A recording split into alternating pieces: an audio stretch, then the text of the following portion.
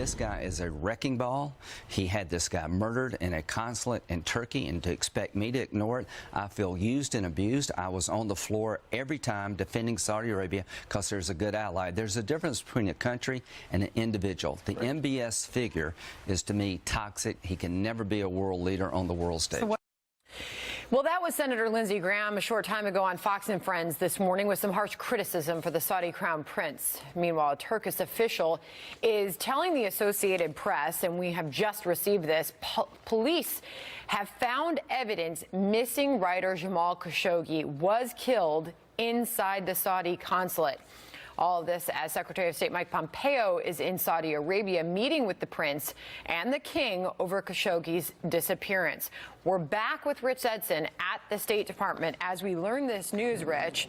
This just coming into our newsroom via the AP. Turkish officials are telling the AP that police did find evidence in the Saudi consulate that this writer, Jamal Khashoggi, was indeed killed there. Right, Sandra. And what we're looking at now is how Secretary of State Mike Pompeo is going to respond to all of this. He has a full day of meetings in Saudi Arabia, meeting with King Salman, meeting with the Crown Prince Mohammed bin Salman, along with the foreign minister. They're going to have a dinner this evening. And the question for the United States is, if there is evidence and evidence comes out, or the Saudis admit to some type of scenario where Jamal Khashoggi was killed inside this consulate, is the United States going to respond with sanctions? Is it going to cancel arms sales?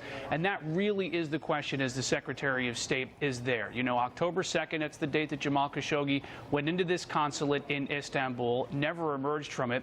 A lot of the details that we've been hearing has come from Turkish state media, sourcing a number of those they say are close to the investigation, or Turkish authorities who have been saying for a couple of weeks now that they have video of Jamal Khashoggi entering this facility, that they believe that there were 15 Saudi agents who arrived in Turkey, who killed him, who dismembered him, and then who left the country. So a lot of the details we've gotten have come from Turkish authorities. This is another bit from that. Sandra?